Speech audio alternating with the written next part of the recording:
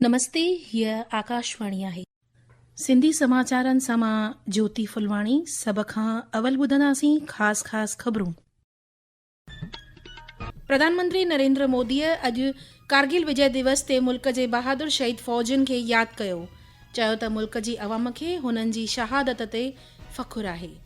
आकाशवाणी तां मन की बात कार्यक्रम में श्री मोदीअ रक्षा उत्पादन ऐं अवकाशी खिते खे नयुनि बुलंदियुनि ते पहुचाइण लाइ भारतीय साइंसदाननि ऐं माहिरनि जे मेड़ पारां कयल कोशिशुनि जी साराह कई।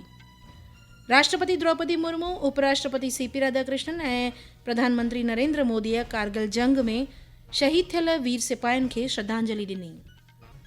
सरकार भारतीय नागरिकनि खे काला सागर खिते में तिजारती जहाज़नि ते कम या नौकरी वठण खां अॻु सलामती हालतुनि जी कथ करण लाइ सलाह ॾिनी। आबहवा महकमे विच महाराष्ट्र ऐं ओडिशा में अॼु तेज़ बरसात लाइ रेड अलर्ट जारी कयो। ख़बरूं तफ़सील सां। प्रधानमंत्री नरेंद्र मोदीअ चयो त भारत बचाव रवानगी सियासी सहकार ऐं साथी मुल्कनि जे मामले में लगातार बुलंदीअ ते पहुची रहियो आहे। आकाशवाणी तां मन की बात कार्यक्रम में कारगिल विजय दिवस जे वीर फ़ौजियुनि खे यादि कंदे श्री मोदीअ चयो त इहो ॾींहुं मुल्क वासियुनि खे पंहिंजे बहादुर फ़ौजियुनि जे जज़्बे ऐं बहादुरीअ जी यादि ॾियारींदो आहे। आज कारगिल विजय दिवस है। ये दिन हमें गर्व से भर देता है। ये दिन हमें अपने वीर जवानों के अद्भुत साहस की याद दिलाता है। कारगिल की ऊंची ऊंची चोटियां, कठिन मौसम, दुश्मन की चुनौती, हर परिस्थिति हमारे सैनिकों के सामने थी, लेकिन उनका हौसला हर चुनौती से बड़ा था। उन्होंने माँ भारती की रक्षा के लिए अपना सर्वस्व अर्पित कर दिया। आज कारगिल विजय दिवस पर मैं सभी वीर शहीदों और वीर सैनिकों को श्रद्धापूर्वक नमन करता हूँ। प्रधानमंत्री चयो त भारत पंहिंजी तकनीकी सघ बि लगातार वधाए रहियो आहे। रक्षा उत्पादन हो, रक्षा निर्यात हो या मित्र देशों के साथ राजनीतिक सहयोग, भारत लगातार नई ऊंचाइयों की ओर बढ़ रहा है। इस महीने की शुरुआत में मैं इंडोनेशिया में था, जहां ब्रह्मोस और अस्त्र मिसाइलों के लिए एक बड़ा समझौता हुआ है। दुनिया का भरोसा भारत के रक्षा उपकरणों और तकनीक पर बढ़ रहा है। प्रधानमंत्री चयो त गुज़िरियल आर्तवार ते विक्रम-1 जी कामयाब आज़माइश सां हर भारतीय खे फ़खुर महसूस थियो। हुन चयो त इहो भारत जे ख़ानगी खिते जो पहिरियों रॉकेट आहे। कैच द रेन मुहिम जो ज़िक्र कंदे श्री मोदीअ चयो त कैच द रेन का संदेश बहुत सीधा है। जब बारिश गिरे, पानी को वहीं सहेजिए। इसलिए 4 जुलाई से देश भर में एक विशेष अभियान भी चलाया जा रहा है। इसके तहत बारिश के पानी के संचयन, ग्राउंड वाटर रिचार्ज, पुराने जल स्रोतों के पुनर्जीवन और वृक्षारोपण को नई गति दी जा रही है। मुझे बहुत खुशी है कि गांव हो या शहर, पंचायतें हो या सामाजिक संस्थाएं, हर जगह लोगों ने बढ़ चढ़कर भागीदारी की है।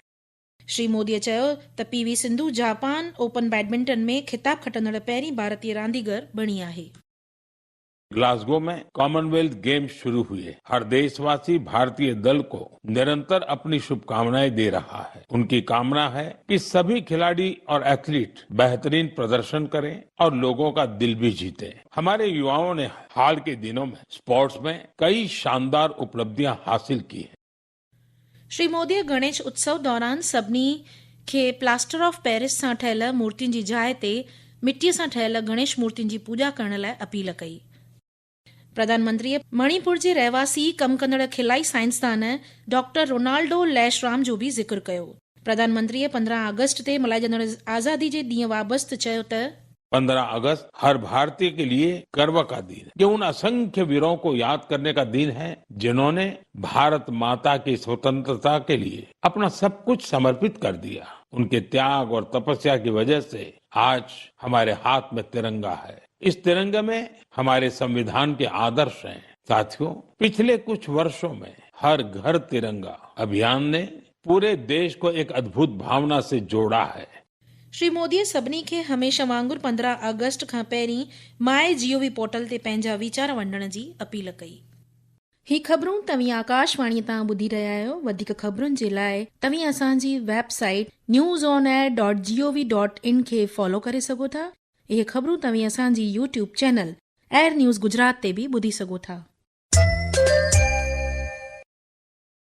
प्रधानमंत्री नरेंद्र मोदीअ अॼु शाम वीडियो कॉन्फ्रेंस जे ज़रिए विकसित वाइब्रेंट विलेज प्रोग्राम 2026 में हिस्सो वठंदड़नि सां ॻाल्हायो। हर हिक राज्य ऐं मर्कज़ी ज़ेर सिया रियासत जो एवज़ीपणो कंदड़ 400 खां बि वधीक नौजवान उम्मीदवारनि प्रधानमंत्री सां पंहिंजा तजुर्बा वंडिया। माननीय प्रधानमंत्री मोदी जी, आपके ही समय में उन्होंने आजादी के बाद पहली बार वहां से बिजली से बल्ब जलते हुए देखा है। उससे पहले जब भी अंधेरा होता था तो वो अपने घर से बाहर नहीं जाते थे, और हम वहां गए तो हमने रात में वहां पे बैडमिंटन भी खेला रात के समय।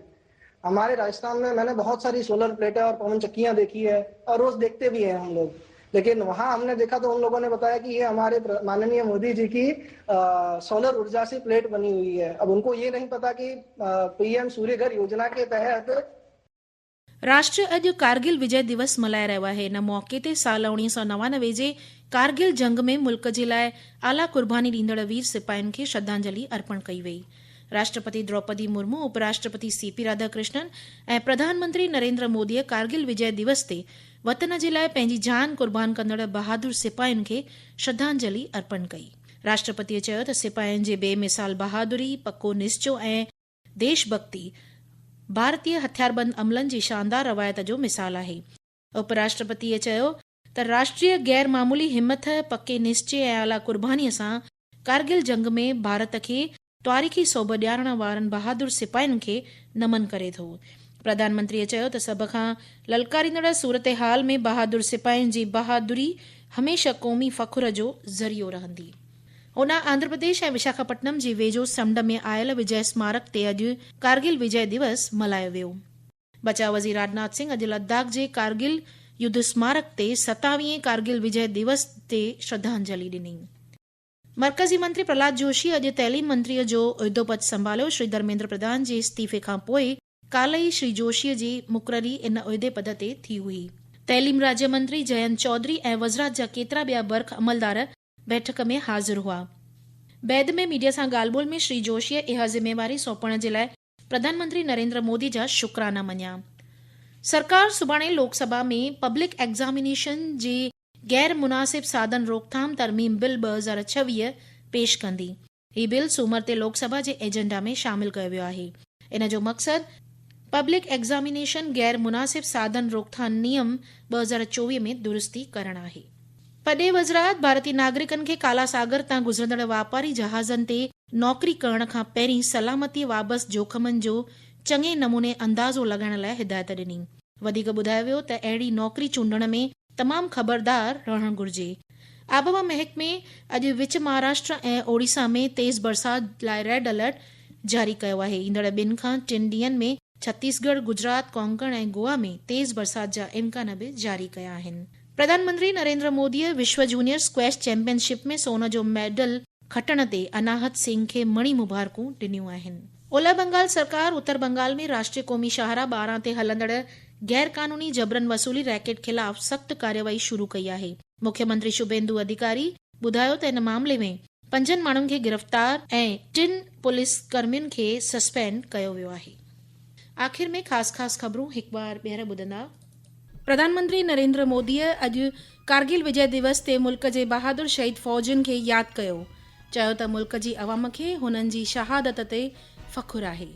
आकाशवाणी तां मन की बात कार्यक्रम में श्री मोदीअ रक्षा उत्पादन ऐं अवकाशी खिते खे नयुनि बुलंदियुनि ते पहुचाइण लाइ भारतीय साइंसदाननि ऐं माहिरनि जे मेड़ पारां कयल कोशिशुनि जी साराह कई। राष्ट्रपति द्रौपदी मुर्मू, उपराष्ट्रपति सीपी राधाकृष्णन ऐं प्रधानमंत्री नरेंद्र मोदीअ कारगिल जंग में शहीद थियल वीर सिपाहियुनि खे श्रद्धांजलि ॾिनी। सरकार भारतीय नागरिकनि खे काला सागर खिते में तिजारती जहाज़नि ते कम या नौकरी वठण खां अॻु सलामती हालतुनि जी कथ करण लाइ सलाह ॾिनी। आबहवा महकमे विच महाराष्ट्र ऐं ओडिशा में अॼु तेज़ बरसात लाइ रेड अलर्ट जारी कयो। ख़बरुनि जो इहो अंक ते पूरो थियो। नमस्ते।